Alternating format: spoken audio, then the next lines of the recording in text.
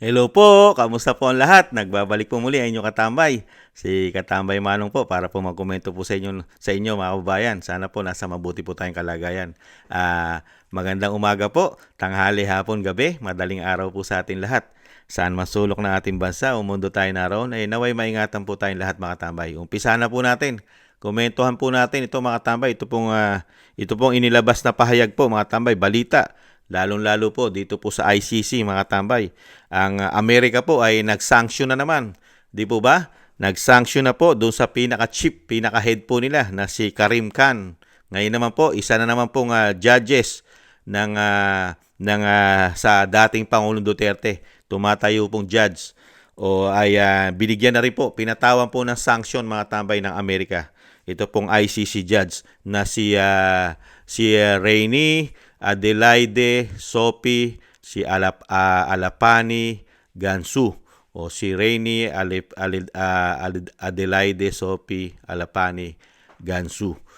Mapakahaba ng pangalan mga tambay. Ito si Rainey.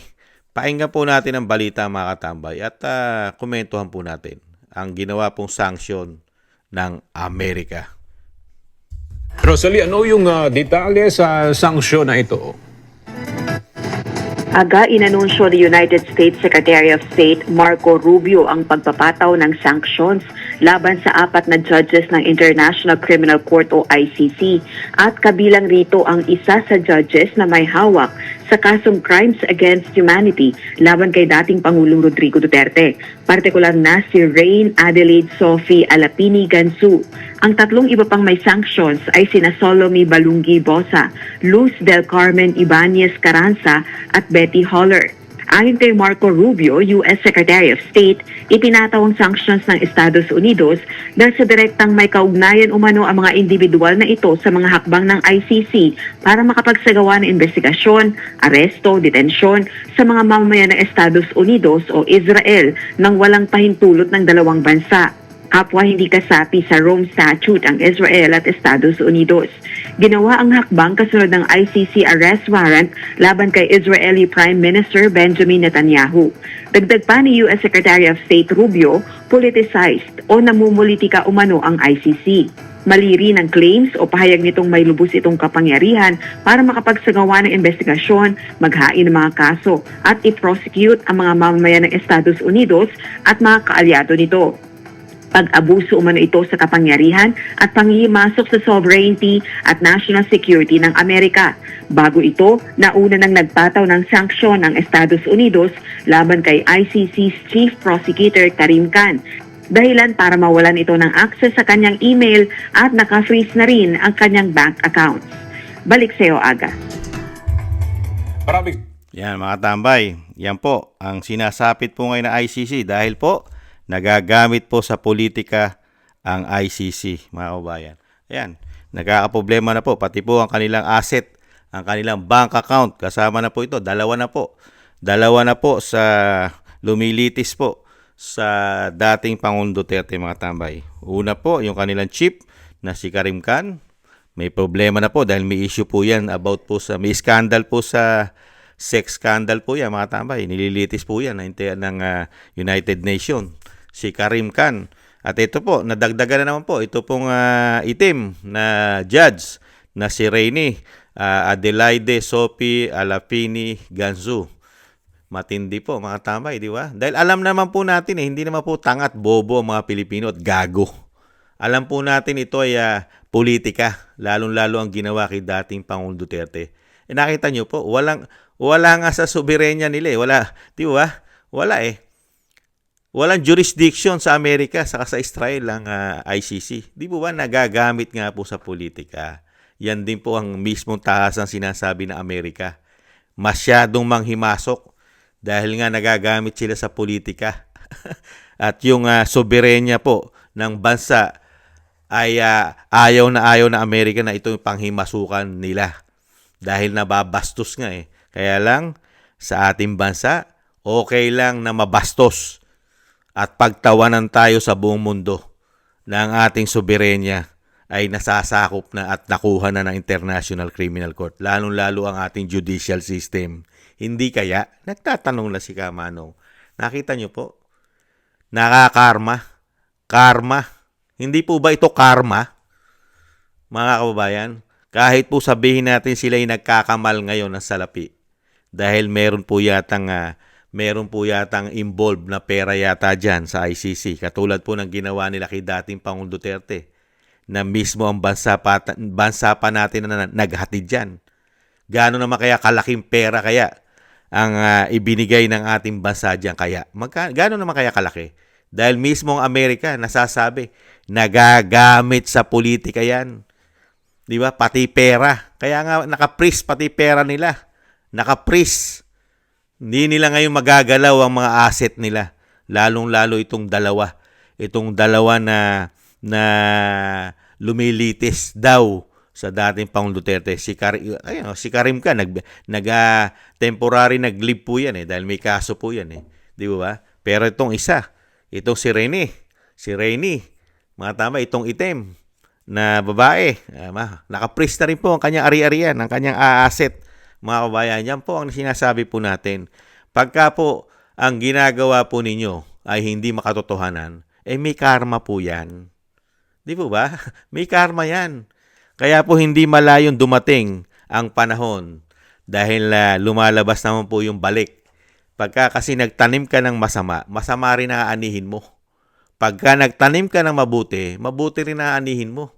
Tinatamnan mo ng kasamaan. Masama ang mga binibintang at masama ang layunin nyo yata kay dating Pangulong Duterte para ipatapon nyo sa Netherlands. Darating ang panahon. Di ba? Katulad po niya, hindi pa nagtatagal. Ilang buwan lang. Magmula nung hiatid nila sa ICC, Marso nila hinatid. Hinatid nila ang dating Pangulong Duterte, Marso. Anong buwan lang tayo ngayon? June. Di ba? Ilang buwan lang. Nakarma na yata sila. Kauna-unahan na yung kanilang puno, yung kanilang chief na si Khan. Di ba? Si Karim Khan. Ngayon, ito na naman isang judge ang nakarma yata, mga kabayan. Under investigation na po sila ngayon. Ibang klase. At talagang bansang Amerika pa ang kakalabanin nyo. Sila yung powerful dyan. Di po ba? Yari kayo ngayon. Dahil napakahilig nyo manghimasok sa bansa na hindi naman yun nasasakop. Ayan. Isa pong patotoo yan at patunay na maling-mali na panghimasukan tayo ng ICC. Dahil may sarili tayong soberenya. Nakita nyo mo? Binigyan tayo ng halimbawa ng Amerika na walang bansa na po pwedeng manakop sa atin o sumakop, lalong-lalo sa ating soberenya. Nakita niyo po ano ang ginawa ng Amerika? Wala kayong karapatan sa bansa namin manghimasok. Hindi nyo kami nasasakop. Kayong international. Nagagamit pa kayo sa politika. Di ba? Ano ginawa ng Amerika? Binigyan sila ng problema ngayon. At mismo Amerika nag-imbestiga sa kanila. Inimbestigahan na sila ng United Nations. Inimbestigahan na ng United Nations yan. Kaya nga napatunayan nga at talagang maraming lumabas na aligasyon pati po doon sa kanilang head na si Karim Khan dahil may kaso at may issue. Di ba? May issue. Human rights. Ibang klase. Pero sila yung galit na pag-aabuso daw sa human rights. Pero sila yung mga may issue. Mga tambay. Lalo po doon sa scandal na sex scandal niya. Di ba? Ibang klase itong mga tao na ito. Tapos ito, lilitisin mo ang dating Pangulong Duterte na wala man lang mga ikinaso, walang mabibigat na kaso sa ating bansa. Tapos doon mo dadalin. Politika. Di po ba? Politika. Kaya nakakahiya po. Grabe po ang ginawa pong panguhudas. Pagtataksil sa ating bayan. Yata ng mga gumawa niyan. Dahil ipinamuka po ng bansang Amerika, lalong-lalo po ng Presidente Trump, ang kagaguhan at katarantaduhan yata ng ating gobyerno.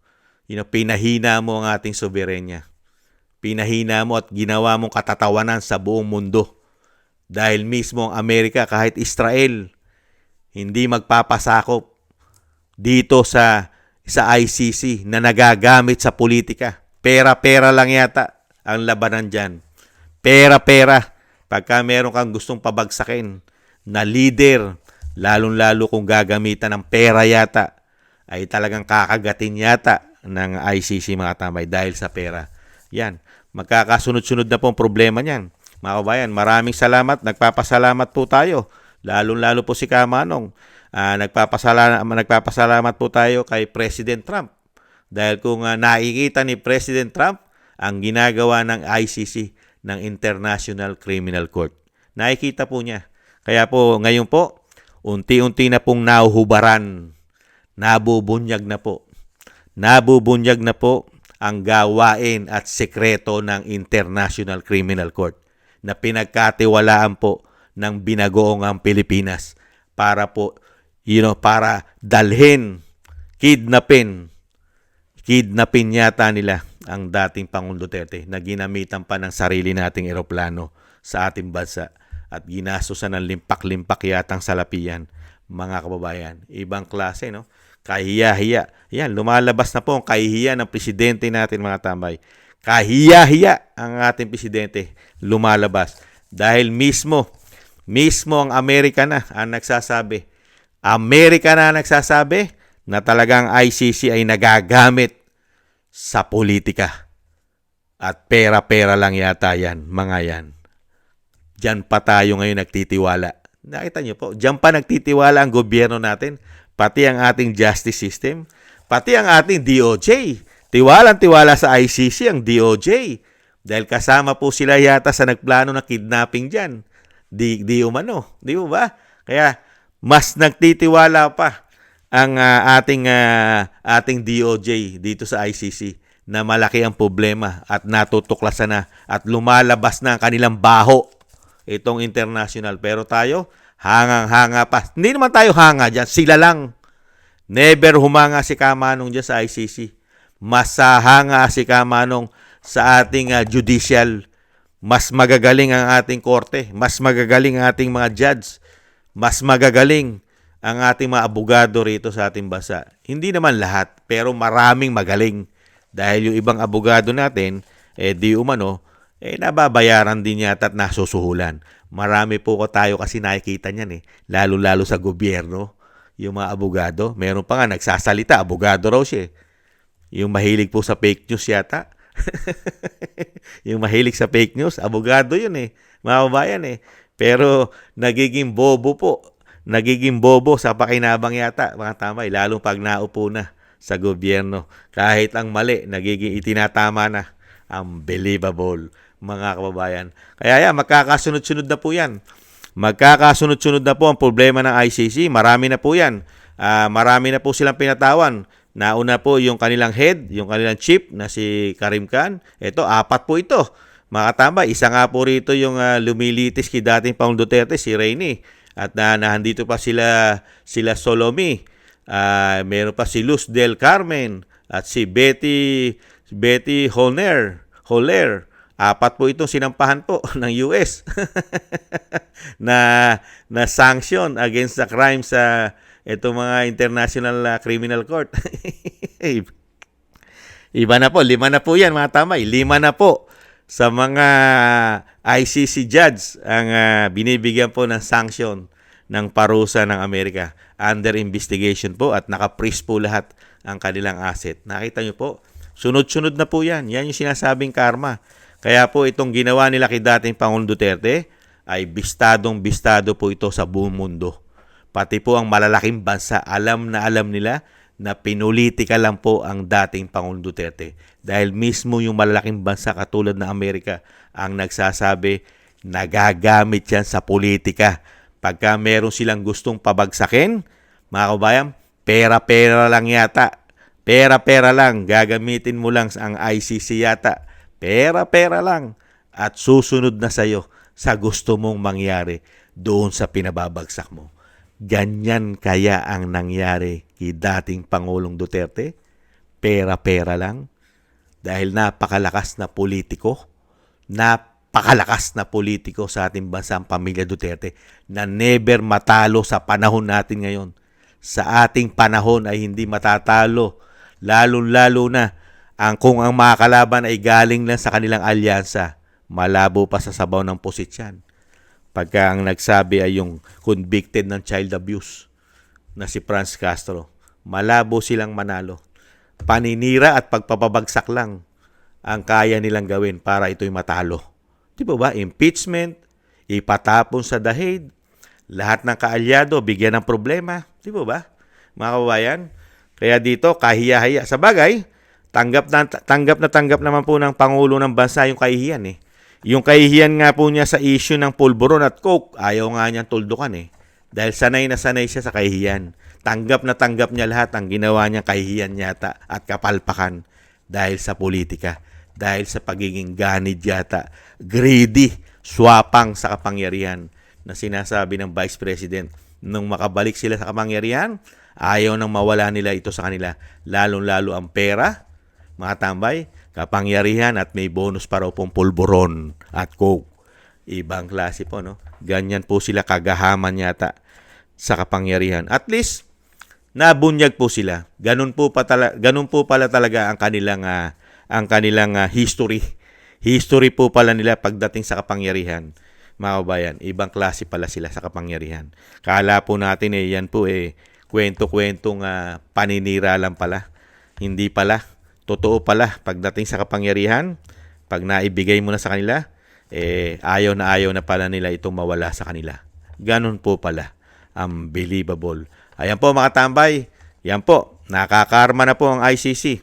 At sa nakikita po natin, pag nagpatuloy po ito na nagpatuloy, sa kangkungan po, sa basurahan po ang tungo po niyan. Ito pong International Criminal Court, sa basurahan na po yan.